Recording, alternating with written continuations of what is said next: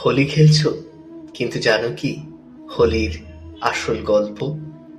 ভগবান শ্রীকৃষ্ণ যদি রং না খেলতেন, তাহলে আজ হয়তো হোলিটা হতোই না। হোলির আসল গল্প জানলে রং মাখানোর আগে দুবার ভাববে। হোলি শুধু রঙের উৎসব নয়, এটি প্রেম, ভক্তি আর আনন্দের উৎসব। বিশেষ করে ভগবান শ্রীকৃষ্ণ এর সঙ্গে হোলির সম্পর্ক খুব গভীর।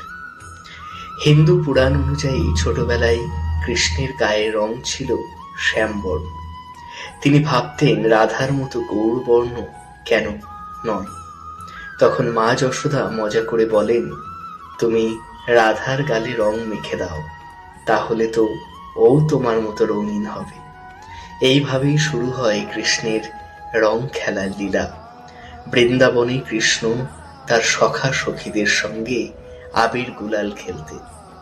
সেই স্মৃতিতেই আজও উত্তর ভারতের, বিশেষ করে বৃন্দাবন ও মথুরাতে হোলি খুব জাঁকজমক করে পালিত হয়।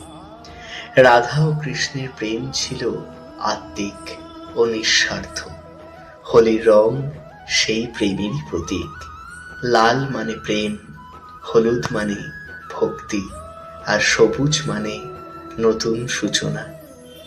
হোলির মাধ্যমে মানুষ ভেদাভেদ ভুলে একে অপরকে রং লাগায়। যেমন ভগবান শ্রীকৃষ্ণ সবাইকে সমানভাবে ভালোবাসতেন। রাধার জন্মস্থান বারাসনাতে লাঠমার হোলি খুব বিখ্যাত। এখানে নারীরা লাঠি দিয়ে প্রতীকীভাবে পুরুষদেরকে তাড়িয়ে দেন। এটি কৃষ্ণ ও তার সখাদের মজার লীলার স্মরণ।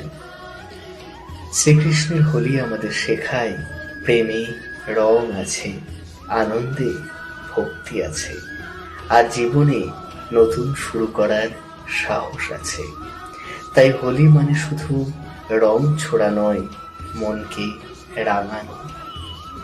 এই ভিডিওর কথাগুলো যদি তোমাদের হৃদয় স্পর্শ করে, তাহলে ভিডিওটি লাইক করো, চ্যানেলটি সাবস্ক্রাইব করো, আর শেয়ার করো তোমার ভালোবাসার মানুষের সাথে, যার সাথে তুমি এই হোলিটা কাটাবে। আর কমেন্ট বক্সে অবশ্যই লিখো হ্যাপি হোলি, জয় শ্রীকৃষ্ণ, হরে কৃষ্ণ। ভগবান শ্রীকৃষ্ণের কৃপায় সকলে ভালো থাকুন, সুস্থ থাকুন। হ্যাপি হোলি।